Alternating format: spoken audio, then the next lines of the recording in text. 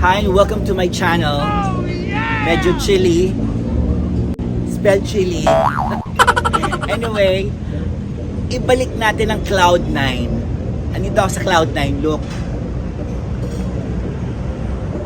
At sinabi mo Cloud9, lalong-lalo na sa mga kaidarang ko ha. Classic, ang classic ng Cloud9. College pa ako noon nung we used to go here with my friends. Kasi nga overlooking, overview, overlooking, oh, di ba? Tapos, syempre nag-evolve na ang Cloud9, may bed and breakfast, tapos may hanging bridge. Dati talagang ano lang to talagang overlooking, tapos kainan, inuman. Kaya, tingnan natin, magbalik tanaw tayo sa Cloud9. Pero may bago tayong mga kasama ngayon. Welcome to my YouTube channel. Say hi. Anong pangalan? Milet. Milet. Neneng. Neneng. Cecil. Cecil and John Van po. balita ko birthday mo ngayon. Delivery mo ba ako? Sige. Oo, ang pilis, di ba? Hindi, syempre matanong ko, pabalik-balik pa kayo dito sa Cloud9? First time na. First time sa kabataan mong yan? My God! Ikaw, mukhang hindi. Hindi. Siya nga. Pangilan? Si Anthony. Pang-apat ata. Oo, di ba? Kasi parang tayong dalawa magkaidaran Di ba? Kasi syempre noong araw parang ang dami pang wala dito no? Ngayon parang nag-evolve na, di ba? Dito lagi. Bakit sila kailangan pumalik-balik dito sa Cloud9? Maganda din sa Cloud9. Malapit na sa Metro Manila. Tapos maganda pa yung klima. Yung climate, yeah, tsaka syempre overlooking. Yes. Di ba? Anyway, thank you. Happy birthday. Pupuntahan ulit kita mamaya. Tsaka enjoy Cloud9 para kang nasa heaven.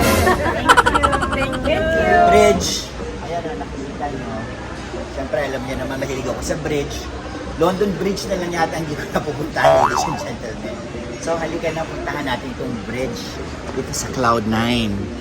Alam mo, noon, ayan, noong unang panahon, wala pa nito. Kaya, first time ko itong may experience. Si Mr. Cameraman natin, actually alam mo kung alam nyo lang, kung nakikita nyo siya ngayon, takot po siya sa heights, pero pinipilit niya. Anyway, so etong bridge na to, yan, Hindi kasi, alam niyo naman ako, very extreme ako. So, para sa akin, itong mga ganito, love ko yung mga ganito. Lalo pa ngayon, ang ganda ng climate, ang ganda ng weather. Look, sa kaliwa, tingnan nyo, puro greenery. Diba? Tapos, tingnan nyo, itong overlooking. This is Cloud9. Tapos, and then we're walking. Tapos, naalala ko lang nung college ako, hindi pa ganito Cloud9 talaga. Sobra akong, sorry kung medyo nagiging redundant ako kasi nagugulat ako dahil syempre nung college days ko, ang mga gimikan papunta sa Antipolo. Yan. Marami ka kasi pupuntahan sa Antipolo na overlooking. Isa tong Cloud9. Tapos ngayon may bed and breakfast na sila. Tapos meron pang ganito, may pa zipline. And bago ka pumunta dito sa hanging bridge, meron silang gallery. Diba? May ano sila doon, may museum. May museum rather. Hindi ko na pinakita kasi mas mas kumaga parang mas looking forward ako dito sa bridge. Nasa kalagitnaan na tayo ng bridge, ladies and gentlemen. Medyo mataas na tayo. Tingnan mo. Ayan, di ba? Hindi ganyan ang hawak ng camera pag ganun sa taas. Patingnan mo. Ayan. Natatakot kasi ng camera, ladies and gentlemen. Ngayon, paakyat na po tayo. Paakyat na tayo. Ayan.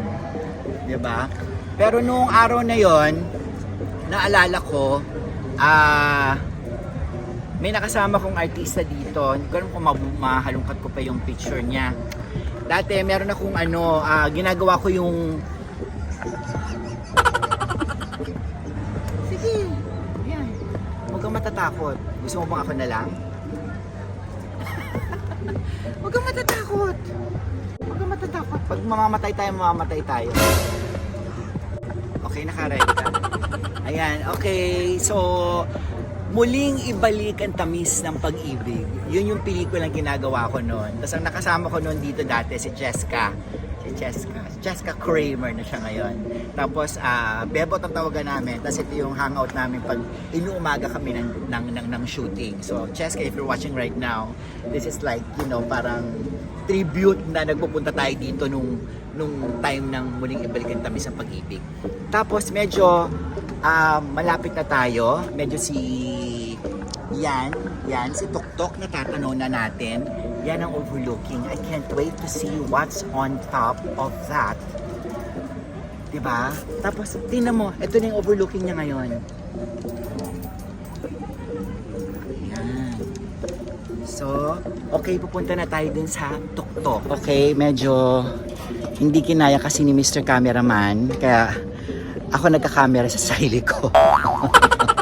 Anyway, I think ito na yung pinaka-peak ng bridge. Ayan, as you can see, nag-360 ako. Ayan, may kasama na rin tayo sa likod. So, we're going up. Ayan, merong mga makasunod tayo sa likod. Ayan. Medyo challenging, pero kasi medyo mataas na eh, look. Diba? And that view. Diba? Sana nung kapanahonan ko may ganito na noon eh. Diba? Nag-enjoy ako. At saka ayan na yung weather, yung hangin pag umaakyat ka. Palakas ang palakas, palamig ng palamig. Tapos ayan, tingnan mo, oh, may ganyan. Diba? Eto na. We are almost done going at the top para makita na natin yung full view dito sa Cloud9 Hanging Bridge. Siyempre, saan pa ba to? Sa Antipolo. Tayo na sa Antipolo. Sa Antipolo. So we're at the top. Saya. Ito yung Tuktok. Yan. Labas tayo para makita natin yung... Hi! Hello! So makita niyo yung view. Nakalagay ito nyo, 360. So this is the 360 view. So let's start from here. So makikita nyo, ay, parang Korea. May mga padlock na mga ganyan-ganyang mga Sayang kung alam ko lang, ang dami kong padlock sa bahay. Ang dami kong nilagay dito. Ang dami kong isususi. Diba? And then we're looking yung beauty. Diba? Ito yung 360. Diba? And then, tinan mo, andyan pa rin yung mga padlock. Babalik ako dito para dyan sa mga padlock na yan. Tapos, ito, paikot tayo, 360. Ayan. Kasi syempre, meron tayong mga kasama. Say hi to my YouTube channel. Hi! Ang gaganda naman nila. Hindi ba kayo nilalamig? Hindi na ako nainitan. Ganun ba? Sa mainit. Anong pangalan? Jen. Jen? Pao. Jen and Pao. Pang ilang beses nyo na ditong pumunta sa Cloud9 dito sa Hanging Bridge? First time.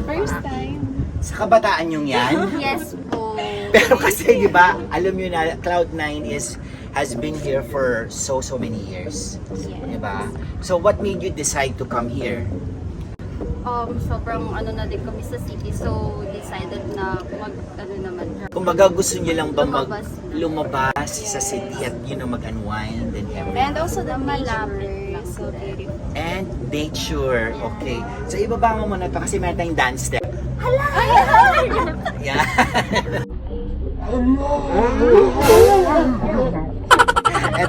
Ito baba mo muna to. Saglit lang to, ha. Ito lang ang dance step. Sundan nyo ko, di ba? Cloud9, Cloud9, Heaven. Oh, di ba? Isa pa. Cloud9, Cloud9, Heaven. One more time with feelings. 5, 6, 7, 8. Cloud9, Cloud9, Heaven. Ang galing. Thank you. Thank you. Shout out. Hello po sa mga friends ko and and family. Hi to my friends and workmates out there. Okay. So going, thank you so much. Oh, ayan, this is Cloud9. And then sa 360, eto na. Oh, come here. Medyo paano na tayo? Patapos na tayo dun sa 360. You know what? I remember when I went to New York, 360 din dun sa Empire State Building. Kung may Empire State Building in New York, meron tayong Cloud9 360. Oh, yeah! At meron tayong mga paganito. Ano ba to? Mga stickers. Mga stickers kung saan-saan nanggagaling ang mga tao, mga riders. Ay ano, 'di ba? Kung saan-saan. May mga baseball, rider, papangalan, kung sino-sino. Ayan, tinan mo, kasama si Christine and Kathleen. Oh, 'di ba? May mga pa ganon. So, eto na yung dulo ng Cloud9 ng 360. Ayan. Ang ganda, 'di ba?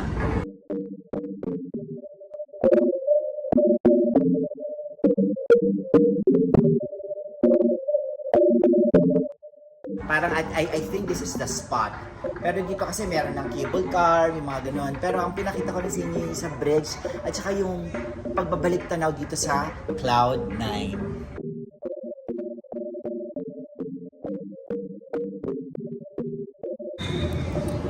Welcome to Nuestra Señora de la Annunciata Parish. Andito to sa Boso-Boso, here in Dipolo City. So tingnan nyo kung gaano ka aluma.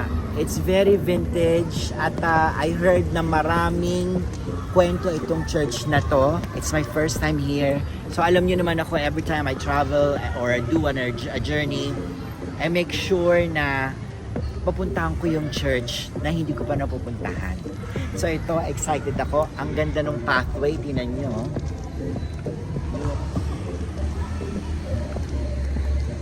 Going to the church. Diba? Ganda ng climate. Ganda ng lugar. Parang very divine. Halika, pasok tayo sa loob. So, eto, meron silang iaabot sa akin. Hello, taga dito kayo, diba? Yes po. Kami po ang volunteers po dito sa aming parokya. Kaya masaya po kami na nakarating po kayo. Oo nga ako din, sobrang saya ako kasi galing akong Cloud9. Tapos sabi ko, kailangan makapunta ako dito sa Boso-Boso Church kasi ito yung isa sa mga gusto ko talagang puntahan noon pa. Salamat po. So please, introduce yourself. Ako po si Mayra, Paris Priest po ng parokya. Si Madam Cecil naman po, siya po yung parochial PPC President po. And Ako Volunteer. naman po yung volunteer. thank you at binigyan nila akong ganito. Tapos, niyayaya nila akong pumunta sa loob para makita ko ng malapitan ang Inansyata. Let's go! Wow! Then, pa-explain, ito yung vikaryo. Vikarya po. Vikarya. Siya po yung dinadala sa mga iba't ibang simbahan. By October po, siya po ay makakarating sa simbahan ng Baclaran.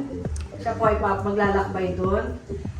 Ay, ito yung kumbaga parang the traveling Mama Mary. Yes po. Ang Inansyata. Ay! At ito, malapitan. Hawak-hawak ko siya. Pwede ba mag-wish? Pwede po. Ayan, nakapag-wish na ako. So this is the Vicaria. Tapos napaka nung place. Very, very divine. Maraming salamat. Thank you. Thank you so much po, sir. Meron pang daanan sa likod ni Mama Mary doon sa likod. Kung Wala pwede po. siyang hawakan. Yung parang manawag. Parang gano'n. Siya, yun na yun. Binubuhat po namin siya. No, talaga? Opo, ibinababa po talaga siya doon. Every second Saturday devotion po, ibinababa namin siya.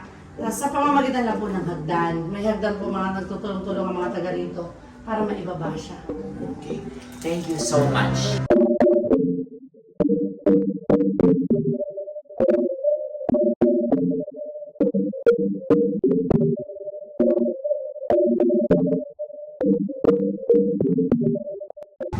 So today is very fulfilling for me. Kasi syempre, ang tagal ko na gustong puntahan itong Boso-Boso Church and I did it. Diba? And at the same time, bumalik ako sa nakaraan. Bumalik ako sa Cloud9 at nag-enjoy ako doon sa bridge na yun na, naku, di ba? Nakakaloka pero very, very, ang saya. So it's a wonderful experience. So please do like, share with your family and friends, di ba? And I think that is what adventure and journey is all about, di ba? Take time kayo to go out pag may pagkakataon. Sayang kasi napaka-enriching ng feeling, di ba? So God bless everybody. See you on my next episode.